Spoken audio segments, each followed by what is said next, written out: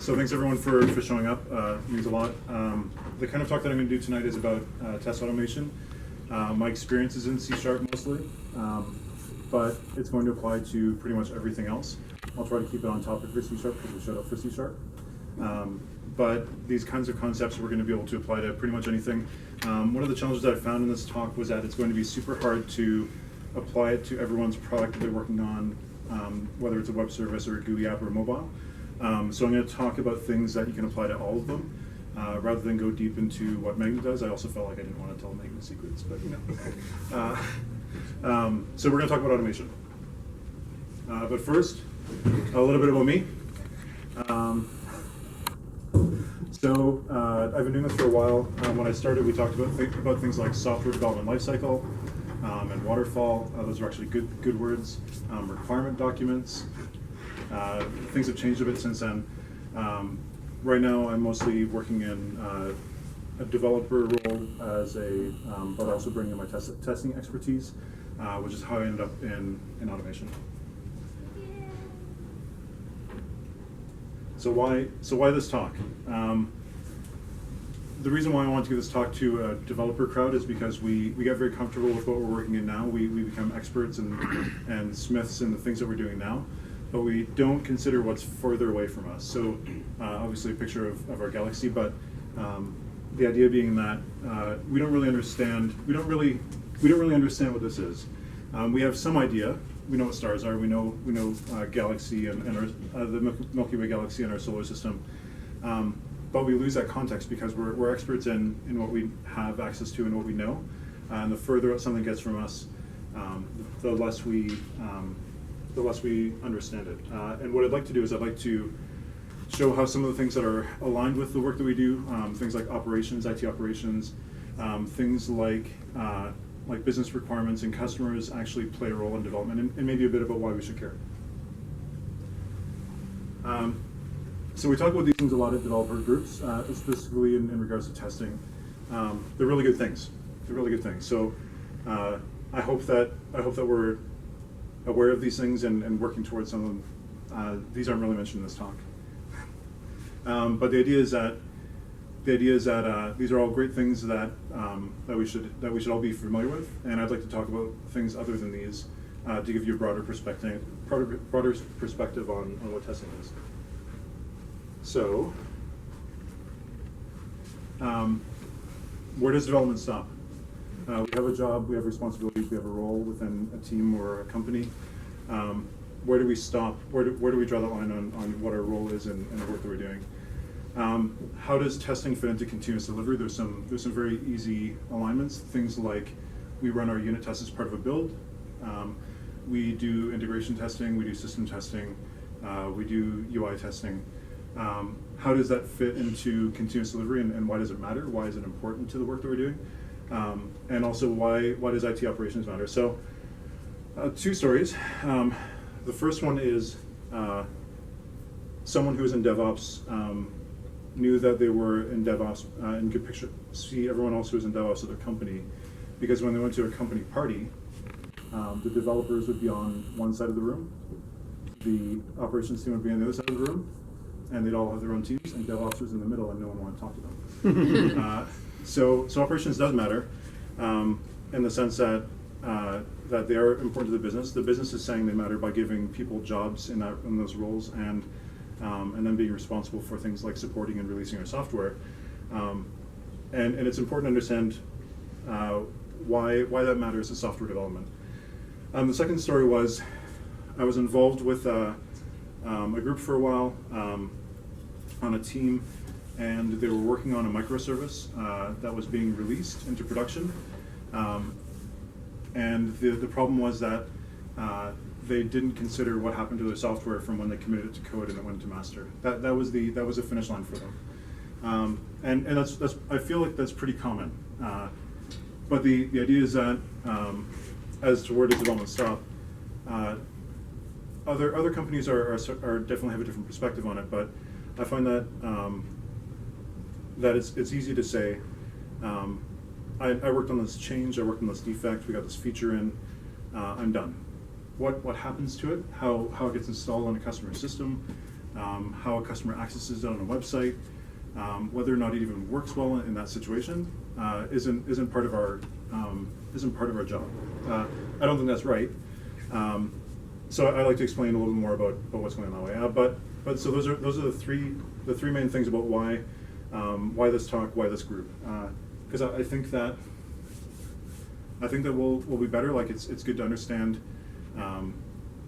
It's good to understand the broader concepts, how your software gets used, because that's really the value of software, is people using it. If it's committed to a disk and a source control system, it doesn't really mean anything. It's bits on a magnetic platter somewhere, stored as ones and zeros. It's people using it and the business getting value from it, that make your software valuable. So, in order to get there, we're going to talk about continuous everything, because that's what people talk about. Let's just make it all continuous. Let's do it faster. So, first one I want to talk about is continuous integration. There's a book on it. If you want to read more about continuous integration, I would recommend this book. I've read it. It's decent. It's a little bit, I wouldn't say dated, but it's a little bit specific in its approaches. It goes into things like database integration. Not everyone would be dealing with a SQL database. So in that way, some of the advice is very specific, but it goes through these things. And I'll give you the cliff notes of the book, so that if things like this interest you, you can go deeper into it. But essentially, this is what continuous integration is. It's a set of practices that help you integrate software into a code base. The integration part, that's where the integration part comes from. So most of it, and a common theme, is that you're looking for feedback on your software. Everything when you get into creating a project, writing your first object, writing your first script, are just changes into your code base. And whether that's stored in Git or not, or whether that's stored in distributed version control systems or not, everything's a change that you make into your software.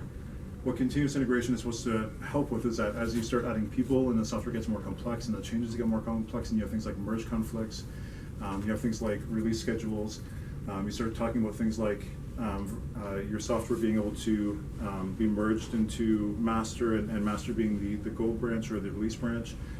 Release branching, that's a whole separate area, but the whole point that you would do these things is for feedback. Feedback on, is my change a good change in the context of the software that we're writing? And what is good is subjective.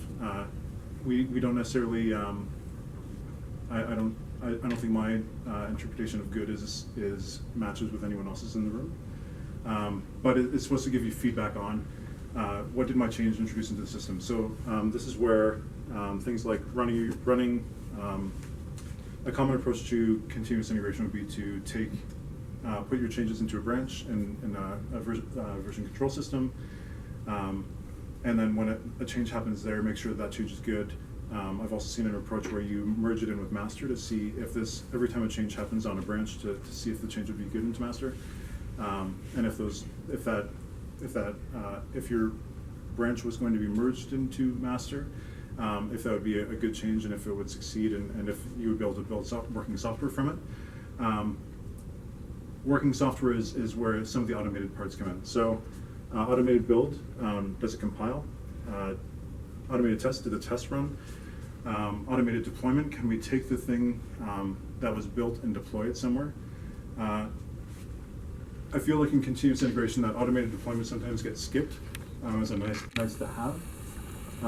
But it's really the point of continuous integration, where you want to make sure that after every change that your software is still releasable. Just like you want to make sure that your car can drive out of the mechanic shop when they make a change. You kind of want to have a running system. Code inspection is also very cool. We kind of use Sonar at Magnet for static code analysis, making sure that every change tracks good against the qualities that you've described as good qualities. So anyways, continuous integration. So continuous delivery, people talk about it like this. We're going to build infrastructure. There's going to be a lot of traffic. It's going to flow smoothly through these branches. We have very clear described workflows. They're all going to be automated. It's not going to be about the cars on the highway. It's going to be where they end up in their destination. I find that this is kind of where continuous delivery ends up. So there's traffic jams. No one could have seen that this build would just hang off into space somewhere, that there's exceptions to the processes that we set up, that the lanes that we thought we built enough infrastructure for the traffic that we thought we'd have, there was 5 times more. We don't have the budget to bring in more infrastructure, so now we have to make do with what we have. I feel like it's worth mentioning because I'm going to talk about these concepts, and they seem easy. One of them I've already talked about, but they're actually very difficult, and they're difficult because they go beyond software development. This isn't about algorithms and data structures. This isn't about big annotation. This isn't about which language to use. These are very different pieces and different skill set that you need in order to understand what is good. We use Jenkins here. I've used Jenkins at other companies. Very different from software development. You need to know operating systems and virtualization. I always found it weird that when you're creating a Jenkins job and you go to say run a batch command, that batch command runs in an environment that isn't the computer's environment. Those are things that you kind of learn as you're going through it, and it's a really tough learning curve. So, continuous delivery. There's a book on it.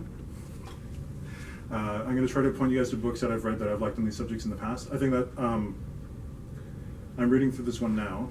I think it's well written, and it explains the subject matter well. But again, these are the things that continuous delivery is comprised of. So it includes continuous integration, which is important to note that something I just talked about. It's kind of like an inception of continuous approaches. Eventually, you'll wake up. But the idea is that continuous delivery is about the delivery of the software and can include other approaches. So things like automated build-in deployment isn't unique to continuous delivery. It's something that you would do. It's something that has been talked about in software development for years. But you're doing it because it's important for the delivery of the software. It also isn't about continuous deployment. Continuous deployment is something a little bit different. And the companies that use it definitely use it differently. But the thing to focus on here is that continuous delivery is about delivering software. So a lot of companies pick this up because they want regular releases of software. They want predictable releases. They want safe releases. They're talking about delivering it to customers or delivering it to operations. So in that way, it's kind of about what happens to your software past the point that you build it, and you test it, and you make sure that it can be deployed to another system. Which is the traffic that I showed earlier is in continuous delivery called the deployment pipeline. So the idea being that there's this big pipe, which is a terrible analogy for anything technology related, because that's really about throughput and constraints. But there's a deployment pipeline, and the idea is that, much like Kanban, that everything goes through a similar set of steps, and that they're predictable, and that they're robust, and that they share their output. If something fails, the approach is different. Kind of different from software development, whereas in software development you might stop, investigate the bug, debug through it, find out what happened, implement a change. This is more kind of like tuning. It's kind of like there's a system that's running. While you're trying to fix the problem, more changes are already going through the system. More triggers have happened, your software is moving through this process, and you're fixing it while this is happening. So it is a little bit different from software development. If you're more of a video person, I recommend this because this Kent Beck's talk on software G-forces helped me understand why continuous delivery was important. Because you should only be adopting these practices if they help make your job easier. You shouldn't be doing them. Yeah, you shouldn't be doing them just because they're popular, they're cool. Someone says we should be doing continuous delivery. You should, just like. It's kind of like a paradox in software development. You can fight something that you know isn't going to work, but if you don't know it's not going to work, you're pretty much going to accept it and run with it. So because continuous delivery is different from development, so example of that, we need to start tracking our time in timesheets, or we need to fundamentally change the way that we write our tests, because you have some idea of what that's like and how much work it is. You're likely going to back off from that and say, no, it won't work, it takes time, we haven't planned this properly. If someone says bring continuous delivery and you know nothing about it, you're more likely to say yes. It's kind of how humans react to change. If you don't know what that change is, you're more likely to say yes. So Ken Beck's talk on software G-forces is interesting because it talks about shortening the time that you release your software in, so increasing the G-forces of your software development release process. So totally worth watching it. It's about 45 minutes to an hour. But essentially, as you start reducing your time window for releasing software, what do you change in the way that you write and release your software? So testing is really interesting that way, where you can no longer take 3 months to do release testing because you're releasing every month. It doesn't work. You can't spend time to do in-depth code reviews that take days because you're releasing every week. Those things start to become impossible or not as valuable in those scenarios. So if the thing's important to you, how do you still do those things with time? So, for example, with continuous delivery and with continuous integration, you still have test environments that get spun up, that get deployed somewhere. Sometimes it's to run other automated tests. Sometimes it's for testers to have a build of a software to do longer testing on.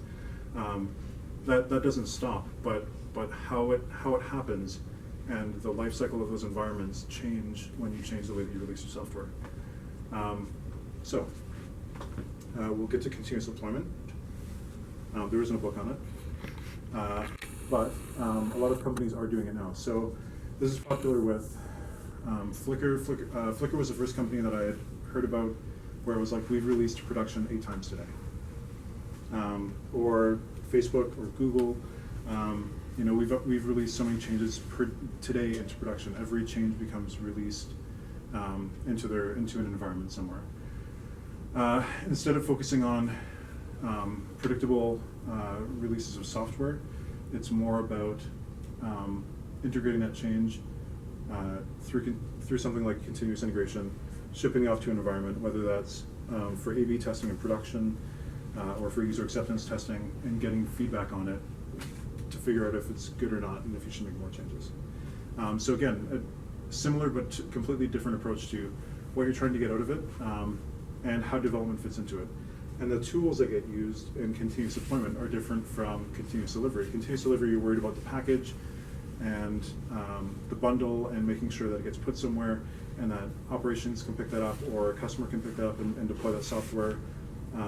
Continuous deployment, it's just about getting those changes out. So something interesting to think about. So my last slide on this, you can pretty much slap any noun onto continuous and make it a development practice. Continuous testing is a thing. You could probably say continuous analysis would be a thing. You can pretty much attach any word onto it. So why do these things keep on coming up? Because there's going to be, like I said, I've been in this for a while. There's going to be something in the next 5 years. There's going to be something in the next 10 years. I listened to an interesting podcast recently where they were talking about object-oriented programming and how it's matured, but how functional programming and where it's at now was where object-oriented programming was, and it will find its place and grow. So as much as we have continuous integration and continuous delivery and continuous deployment and continuous testing, there's going to be more.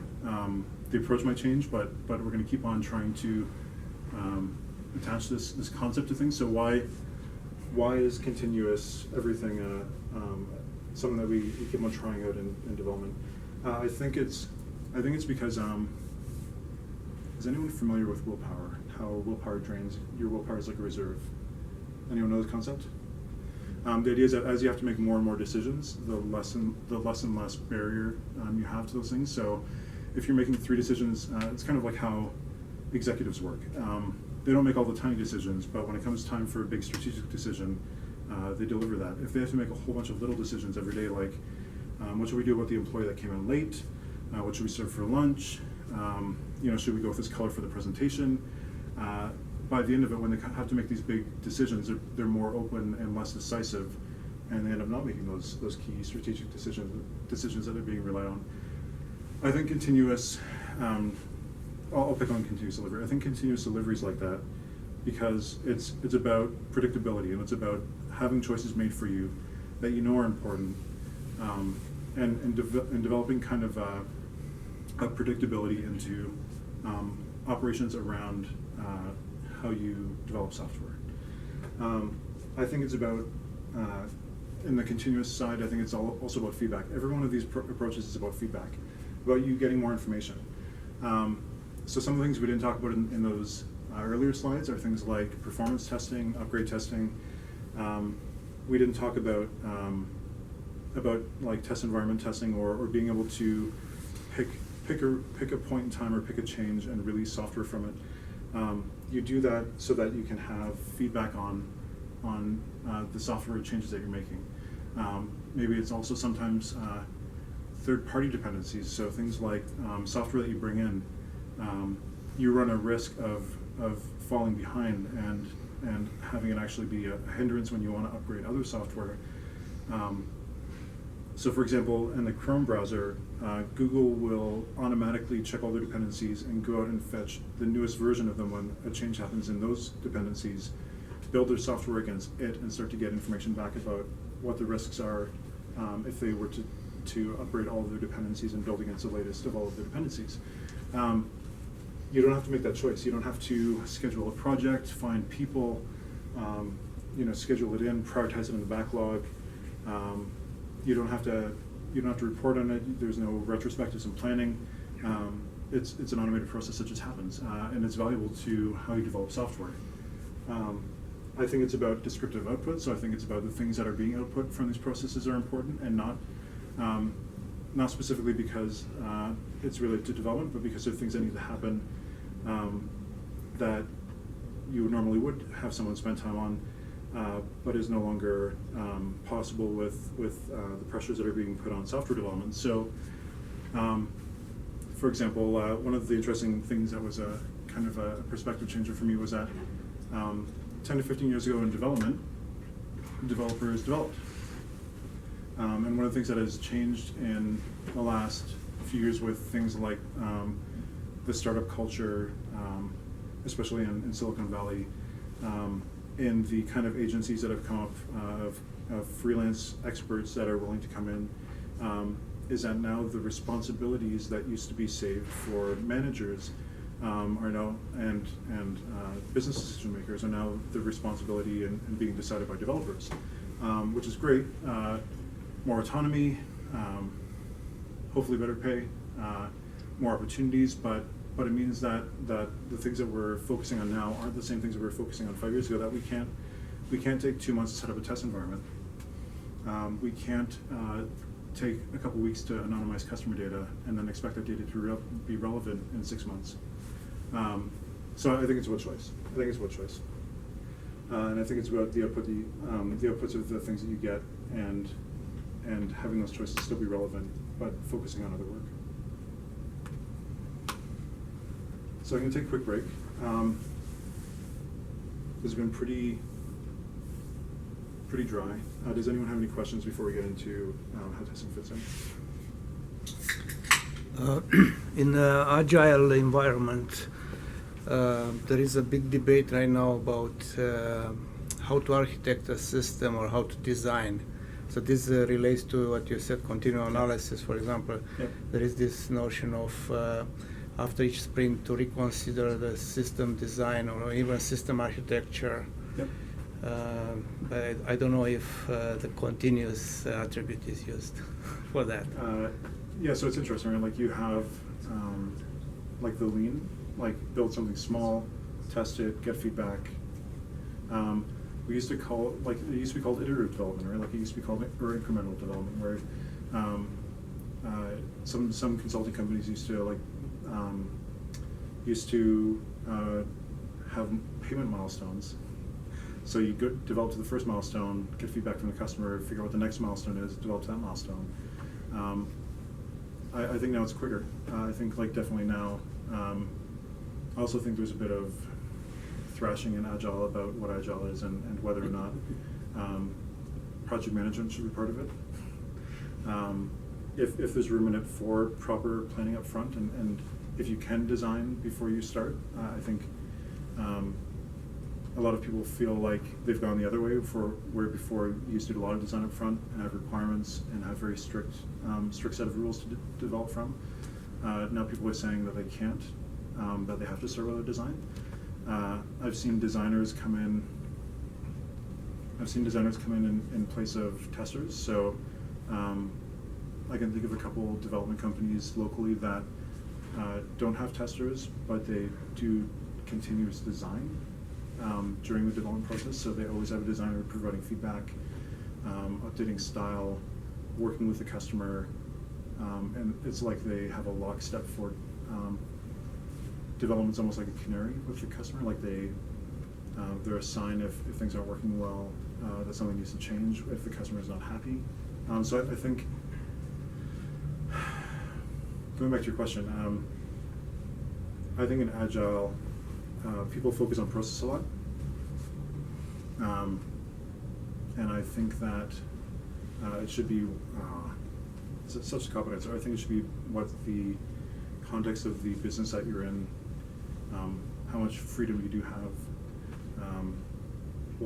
what makes sense in the situation.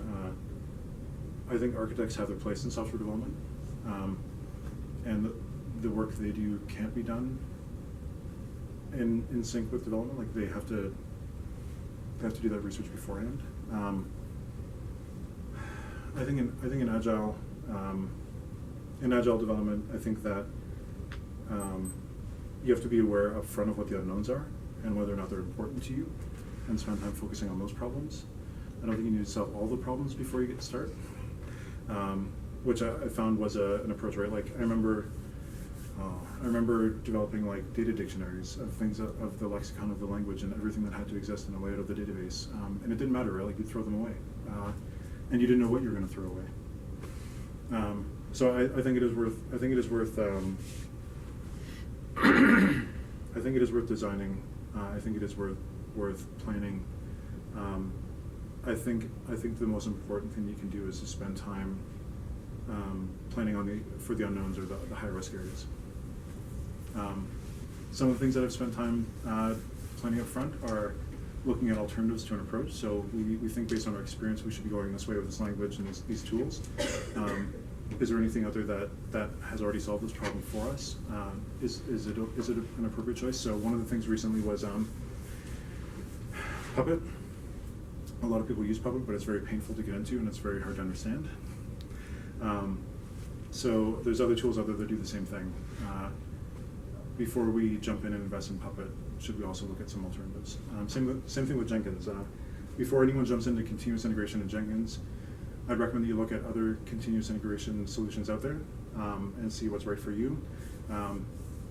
In the past, I wish I wouldn't have jumped into Jenkins so much and went with another solution like TeamCity, which is great for small teams and small projects and has a smaller barrier to getting into because the choices are easier, they're more clear. Sorry, so that's a long answer, but I hope that helped. You had a question? I've heard of the continuous testing, continuous delivery, and in my world, where I work mostly in in databases, that was oh my goodness, how would you do that? What are the boundaries of what this technique, what this kind of stuff is appropriate for and not appropriate for? So, just strictly about the database technology or about the business? So, well, in my side, I deal with databases, with storing in the data, and then you got the application, and that, in some cases, these rules must be in place, and the only way to do that is to kick everybody off, and okay, now you can go back in again. Whereas I get the impression you release this out there, and the next person that comes along starts using this new stuff, while your existing clients are still using the old stuff. Yeah. It's tough when you have multiple releases. Like a lot of the newer companies seem like you must be on the bleeding edge. That doesn't always work. It does. I don't think it works at Magnet. I'm not an expert, but I've only been here for a few months. But the idea is that I think the idea, we're going to talk about acceptance testing a bit. I think that's part of it. So that people, stakeholders, or people that value the software when it's released, whether that's support or whether that's your customers, that they have some input into what the software has to do. Mhm. I think some of it's functional. Are you familiar with the testing quadrants? Agile testing quadrants, there's 4 of them.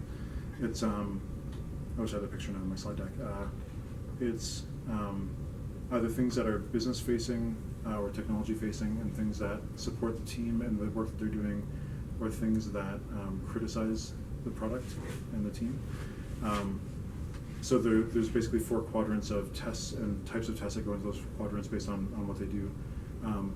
Usually what you're looking for is tests that cover multiple areas, like different types of tests that cover multiple areas. But things like acceptance tests and scenario tests are more for the business, but they also prove that your software does the things that it's supposed to do. I think you still need functional tests that prove that the database, that the software interacts with the database properly, whether or not it's a real data set or not. In this case, it sounds like it has to be. And then I think that you can move into more complex tests later, like full system tests, where you do test real data with real software in scenarios that you want to see it succeed in, and also for regression testing problem areas that you know that the software doesn't do well in. And all that stuff's around feedback. All that stuff's around, does my software do the thing that I expect it to do, and focusing on the stuff that's important.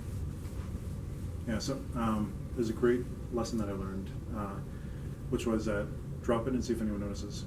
A lot of the stuff that you hold on to and that you think that you're doing because it's important, the time has passed for that. That was important to someone at some point, but they've either regained trust in the software, or the customer that you did that for either doesn't care, or is no longer with the company. And sometimes if you stop things, that's fine. Yep. Yeah. Cool. So, testing continuous delivery. We will see what we can get through that. So, when I was preparing to give this talk, it was tough because I think that most people are familiar with a lot of these concepts, but I think that it's important to understand how they all fit together for development. So now that we've done that, we can get into some of the stuff that I want to talk about. Testing in continuous delivery. So the idea is that everything gives feedback, right? Everything in continuous integration, continuous testing, continuous deployment is about getting feedback either from a live system, or from the software development process, or from things that are important. I think automated testing gives feedback and answers known questions. So what I mean by that is,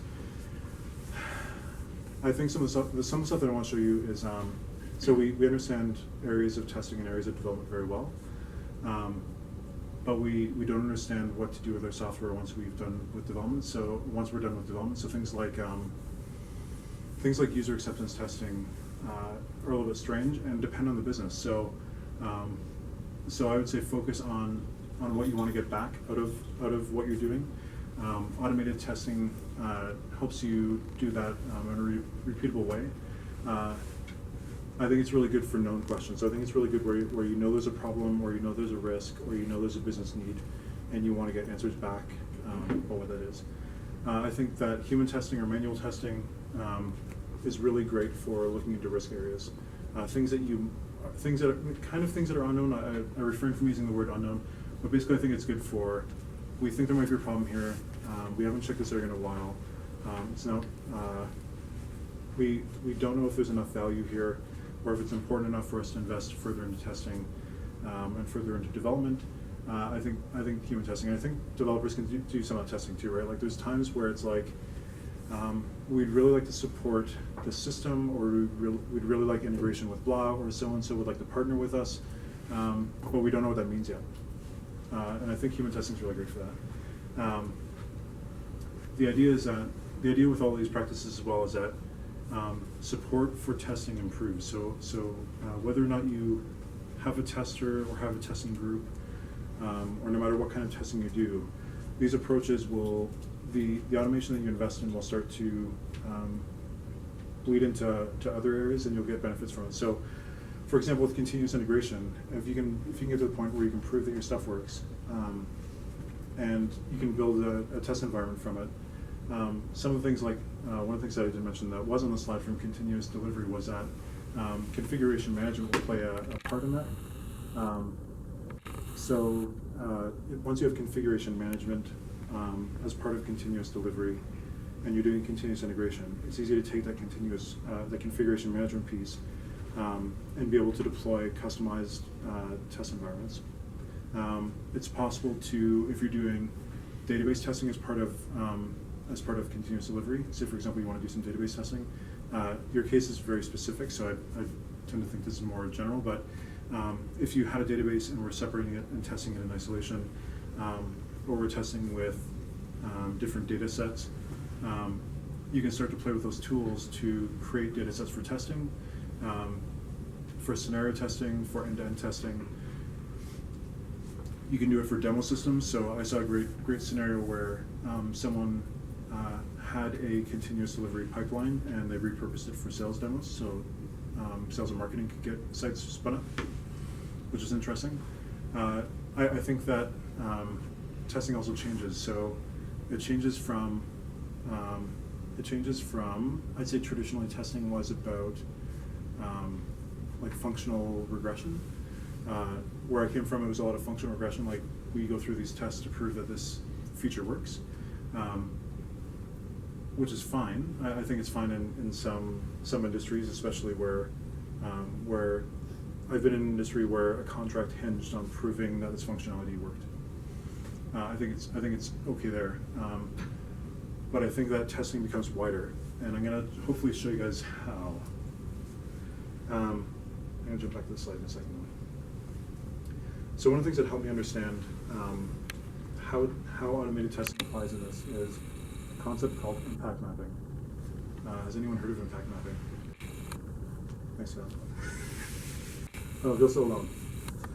So impact mapping took me a few hours to get my head around, but here's an example of how it applies to the typical user story in agile development.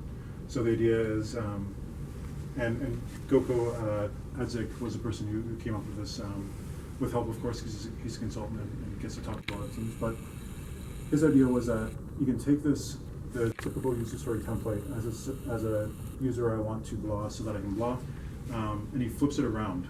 So what you end up doing is you take a look at what could I do to have an impact on a goal that's important to the business. So in this case, the classic example, and there's a video about this on YouTube, was how do we get an online game to 1 million players? And how you might approach that in typical software development is you would have your user experts or your users or your community managers. You would have your business analysts, your product managers, your executives, and they would say, we have ideas about how we're going to get there. And it's going to be these features, and we're going to roll it out in this marketing campaign, and it's going to require this work, and we're going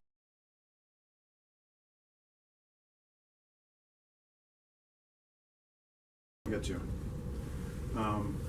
And very simply, it goes through who, how, and what, but impact mapping by itself looks at the actors who implement the changes, the actual changes of which is the how, and then what occurs from those changes. So in the case of the 1 million players example, it was flipping it around to say, so we want to get to 1 million players, so developers definitely have a hand in that, by more quests, more loot, incentives for bringing players in, and we're going to set the system up. But there was also the players themselves getting to 1 million players, and it was things like features that you wouldn't necessarily consider, like being able to screen share on Facebook and raising awareness of your game, and making it super easy for someone to install the client and get up and going into the game by even just using their Facebook account. Things like automatically having things in the game to invite your friends in and say, get to a point naturally in the progression of the game where you can say, we would like to this is fun, but it's more fun with friends? Or can you craft gameplay in a way that makes it more fun when you're in a social environment? And when you start looking at it that way, the outcomes of things are very different from typical software development. So I think of, it took me a while to get the hang of it, because you flip it, and it's not just a one-to-one. Like, this is showing one user story, 3 things. Usually a mind map looks like a squid, like an octopus. Like, it has the goal, and your actors are, if you've used mind mapping software, I'll just see if we can find it. Let's do it easy way.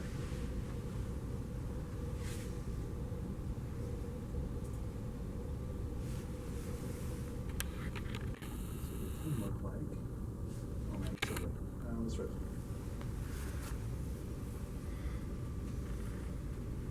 So they can look like this. So the idea, this is around time management, and you would have, what's going on? Oh, D-Link. This is what happens when you try to do live things in talks. There we go.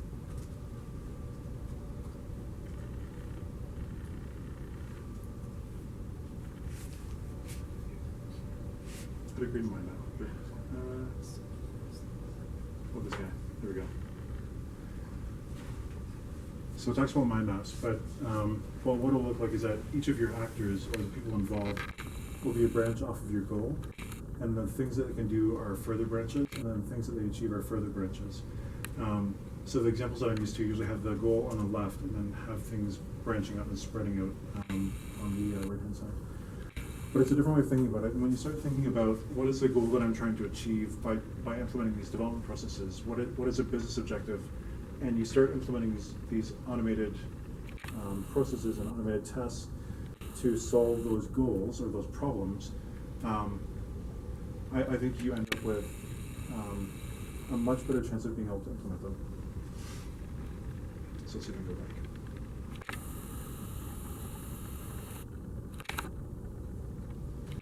So if we look at acceptance tests, I'm not going to go into depth with acceptance tests because next month, because always the topic is acceptance tests in SpecFlow. So I'm not going to get too enough into that. I would say if you're interested in this, come back. I've worked with SpecFlow a bit; it's fun. So the idea is that these are tests that support business tests that support the team. Going back to those agile quadrants. They're typically automated tests that talk about a business risk or a business concern. So those things might be acceptance criteria. They might be requirements. We need to be able to handle this kind of throughput. I've seen customers deliver test suites and say, in order for us to accept the software, it must pass these tests. There is compliance or specifications. So in my short time at BlackBerry, I worked on carrier acceptance tests as one of the things that I was looking at, and it was a document full of X tests that had to pass to the letter in order for carriers to accept it. Performance benchmarks, again, the common performance benchmark that I've seen coming from a business is that we can't see a degradation in the performance. We can't solve this problem with more hardware, and we need to at least make a stake in the ground and say this is how performant the system has to be. When you come back and talk with SpecFlow uses the gherkin notation, which Cucumber and Ruby also uses, which is the given when then.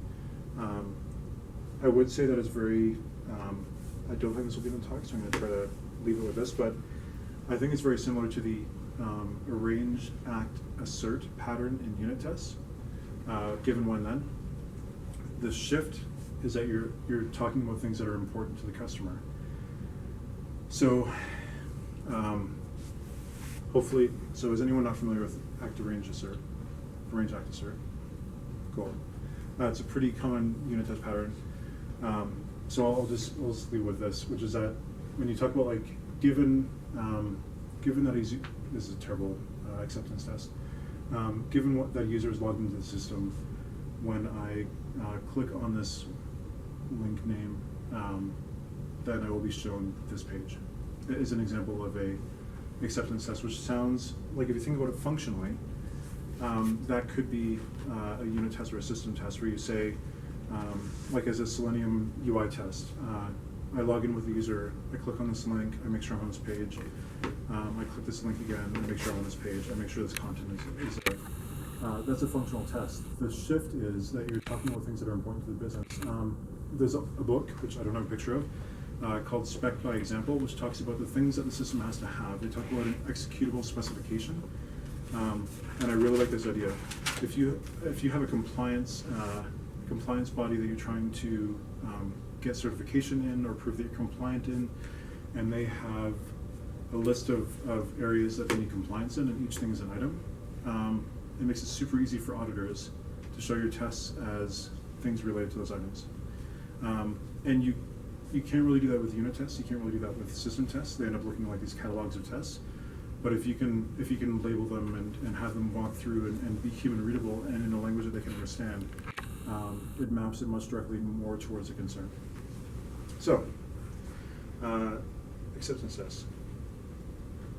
The next kind of test I want to talk about is monitoring tests. So these are a bit more common. I don't know if you've seen GitHub has them, Facebook has them. Actually, I'll show you one of them quickly.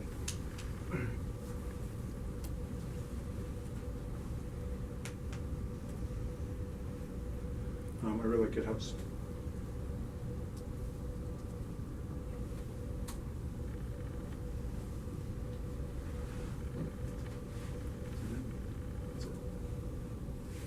Really nice one though. This is a nice one. There we go. So GitHub has an API that talks about its health. Do it for the customers. So customers stake their business on GitHub being available and driving their continuous integration and continuous delivery workflows. Azure actually has plugins to it now. Amazon has plugins to it. So they provide this to the customers to show the system performance and the health of their system. And they pick things that are useful to the customers. So they talk about things like page failure rate as a percentage, not as a hit, not as a over time. They'll show you the graph so you can get context for it. But what I was showing before was, they also make it possible for you to consume it into your system. So I want to see that. I want to see these steps. So just give you something simple that it's a JSON data structure, multiple languages deal with JSON. And I feel like this is following that kind of impact mapping approach. Like they didn't say we need a full-fledged API. We need to have authentication around it because security is something that we put in all of our systems because security is very important in GitHub. But this can be consumed by other systems. But the important thing is that it can be consumed by operations. So this is where, if you look at this, if you look at this information, it's not very useful. As a developer, you're thinking like, I bet I could get in what they showed in that first page, that status page. I can get that into an API response. I could show number of requests on your repo. I could show all of the data that you want, but they're not showing that as part of their status API. And that's because in operations, you care about whether things are good or not. So having this here and having a date and timestamp means that you can pull that data in, and if that ever changes to not good, whatever not good is, whether it's bad or failed or error, they can start pulling that in their systems, and their IT software parses that information and will chart things based on whether things are good or not good. So that's where I feel like they looked at solving what the goal was. The goal was we want people to spend their money on GitHub. We want them to have pay $5 or $8 or $10 a month per user to get access to private repos for sensitive code. We want to give them trust in the system. How do we do that? And this is what they came up with. Very simple. Consumable by other companies, consumable by people that will help make choices about whether or not they should purchase the solution. I think that's a distinction, and I think that's where monitoring tests, if you haven't heard about them, have been around for a while. They're also called health status checks or health status tests. And in development, they don't make a lot of sense. In development, you have access to the system. You can debug through things. you have testers that can give you feedback. The feedback loop is very tight. Because operations doesn't have that, they have things like this. Something else that's interesting is that what operations and other groups in the company think is important with software is very different about what development thinks is different. And this is an example of that. I think if you start thinking about things like what is a goal that I can help the company solve, the software that you end up making is very different. And I think that I think that is, I'm not gonna drag it on, but I think that that's worth thinking. I think that it is valuable to consider flipping the idea that way, so that you focus on the result, and that you develop software in line with operations and other groups. I think it's valuable. Anyways, I'll flip back over.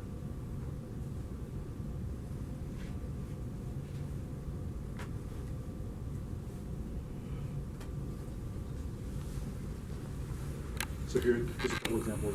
I'll just leave them up for about 5-10 seconds, but that's what a GitHub status looks like. That's what Facebook looks like. Easily consumable, possible to be walked through by code, but not really meant for that. You do have the option of, depending on who it's for and what change you're trying to affect, you can put more details into it.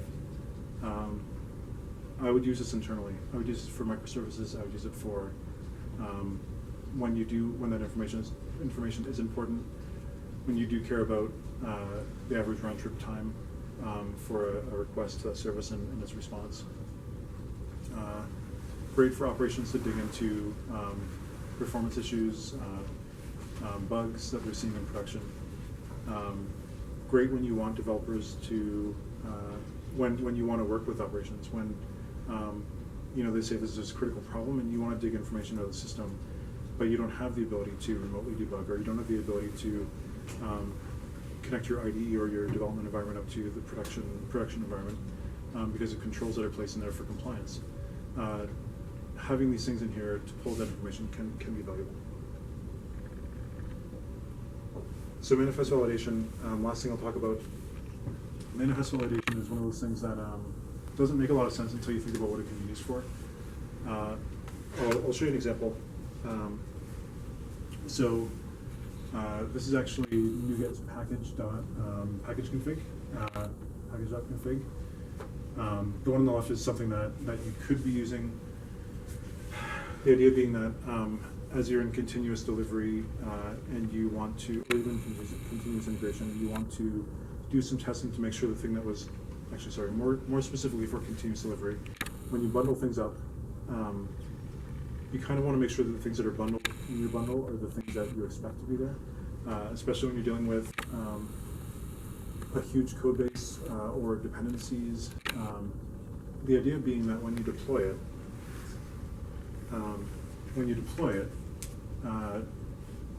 it doesn't necessarily matter, especially if you're looking at things like monitoring, or you're looking at like static releases, like releasing a release to a customer and having them have it and having multiple versions. But when you think about upgrade testing, and you have a plan or you have a configuration file that says here's what's supposed to be there and you can check. Some of the things that I've seen this used for are things like the upgrade doesn't clean up properly, and it leaves configuration that no longer is needed because you removed it. Old files, that's an area. Dependencies is another big one, especially in upgrading. Name changes between releases, meaning that multiple versions get left in the same system. I think it's valuable. I don't think it's as valuable as the other kinds, but I think it's another look at what's the type of program or a type of automation that we could use that would make this output that we could then use. And we've briefly touched on it here at Magnet as an experiment, which is that our production build job makes an installer, and when it does that, at that time we have a list of the output that it bundles up. So we actually do checksums on the file and then check them, take a system, do a clean install, and then make sure that those things are still there, so that we can make sure that everything was included and that nothing got left behind. And It took us half a day. It gave us a green light and told us that we didn't need to worry about that anymore. And I don't know if we developed it further, but it was valuable. So I think we'd probably touch it again when we get to upgrade testing. And those kinds of short experiments I think are worthwhile in development. So that's it.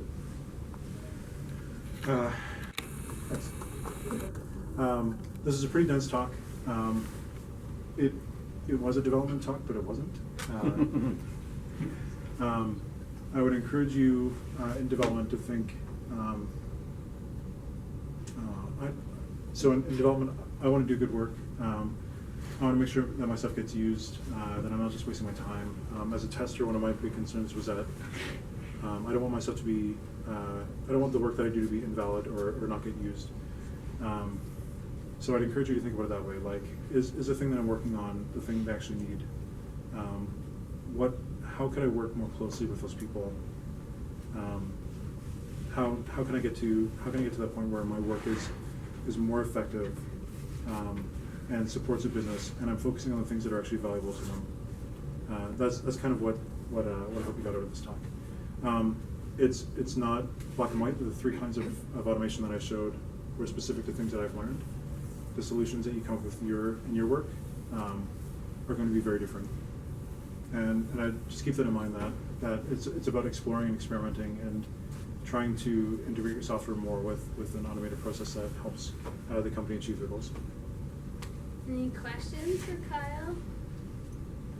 There's a lot of stuff. I know, you're overwhelmed. So there's slides, and there's also a way you can find me on Twitter. You can tweet it. So later on. Which is what we did at the time while he was talking. Yeah, look at your phone, dude. If no one has any questions, you guys are welcome to work on stuff and look that up and, figure out if you have questions. Thanks. Thanks so much. I left an envelope on my desk. Pretend I'm giving you an envelope and shaking your hand. Thanks. Thanks, Ted. I'll be around if you want to talk more about this. So